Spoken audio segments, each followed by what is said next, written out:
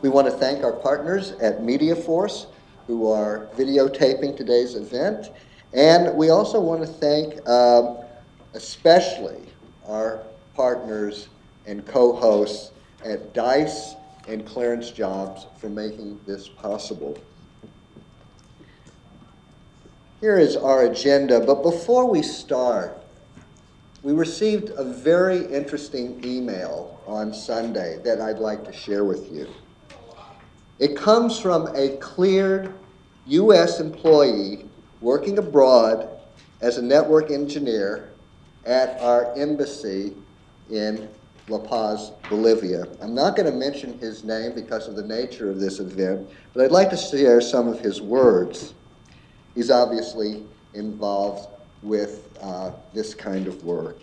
He says, while I would love to attend your event, as it would appear some very influential individuals in the cybersecurity, education and awareness, information assurance sector will be in attendance, I do not have plans to travel stateside until later this year.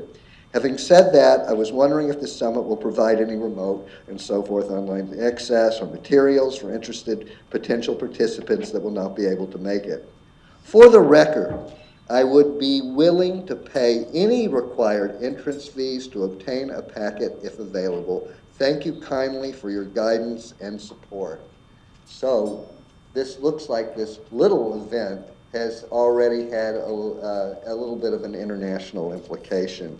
And we hope that those of you who've been able to come here and attend it will get a lot out of it. As you notice, here's our agenda. I'm going to quickly, Ellis Pines, I'm VP of Branding at TMP Government, TMP Worldwide, and briefly give you a situational analysis, and then I'm going to show you the survey results of a recent survey that was conducted earlier this month by DICE with some help from TMP with cybersecurity professionals, and that kind of brings us up to date as to where the industry is at, people in the industry, and the subject matter we're dealing with today. Then I'll introduce our keynotes, and then I will introduce our panel, and then of course we'll have our panel discussion.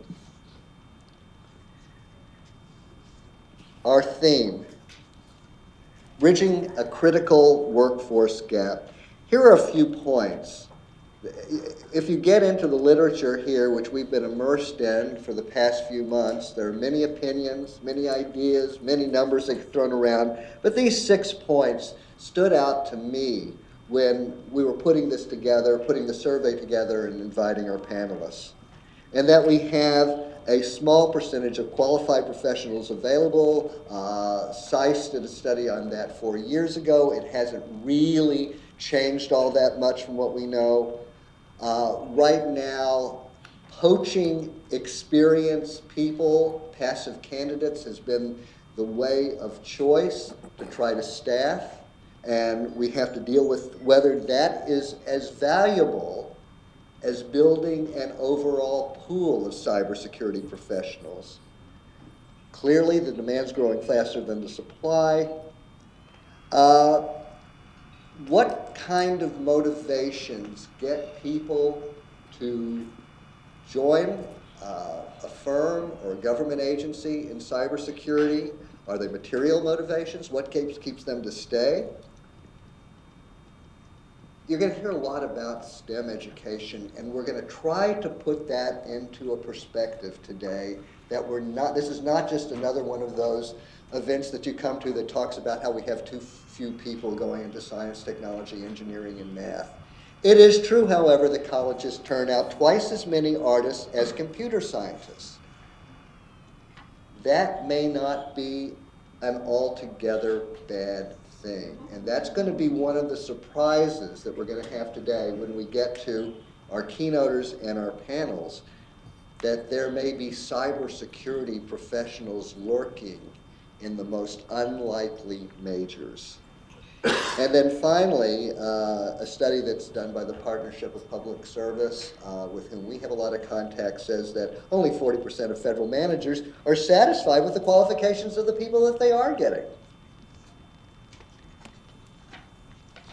So I picked out this quote. There are many quotes I could have picked out, but I like this one. This came from National Journal 10 months ago. Brian Fung, who writes for the Washington Post as well as National Journal, says, "At the pace we're training, our digital soldiers, government, and the private sector won't be working together to secure the country. They will be too busy fighting each other for what little manpower is coming out of the university system." Now, that's a pretty strong statement. And so today we're going to look at, well, this is not a problem that's necessarily going to be solved by all of the traditional ways that people have looked at it. So let's take a look at the survey. 126 professionals, cybersecurity professionals, evenly divided pretty much between government and the private sector. This is their educational levels. Heavy on the masters, but some advanced degrees, and some who don't have bachelor's degrees, I would say. You see about half that do not have, and then not less than half of that, and about 22% have some kind of graduate degrees. Let's take a look at the dimensions of the crisis. 44% agree that the shortage is leading to unprecedented wide-scale network disruption in America. Talking to professionals here. That's a lot. In fact, it's more than disagreed or who were neutral. Being better gatekeepers, nearly 90% came out in favor of continuous monitoring of employees with privileged access to secure networks as being necessary. What we're calling the Snowden factor, we could also call it the Neiman Marcus factor, the Target factor. Recent events such as the Snowden links and data breaches at large retail stores have strengthened my commitment to cybersecurity. 3/4 agreed with that.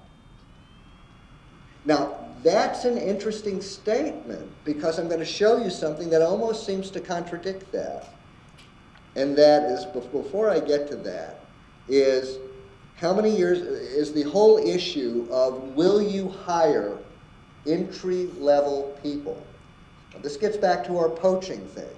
Are we going to just keep on going to the same pool and moving people from government over to the private sector, between private sector companies, or are we actually going to do something to broaden that pool? Now, there's a little bit of bias in this survey, as you can see, because we only have 10% that are less than 2 years. But then again, those aren't usually the people that are doing hiring. 41% of these respondents had 10 plus years, and 25% had 5+ years. So we're talking about people who have influence, if not downright hiring management positions. Here's where they come out. Companies should recruit entry-level job seekers for cybersecurity positions.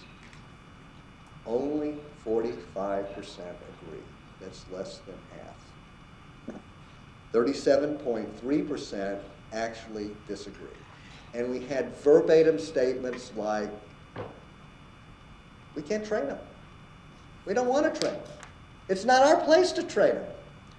If any of you were at or followed the Bloomberg cybersecurity event 2 weeks ago, a lot of discussion there about, hey, we're companies.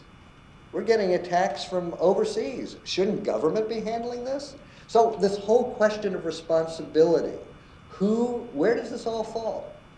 And if we're gonna get trained people in cybersecurity, I can't do it on my dime. Already, of companies that have 1,000 employees or more, it's estimated that they're spending an average of $9 million a year on cybersecurity. That number is going up.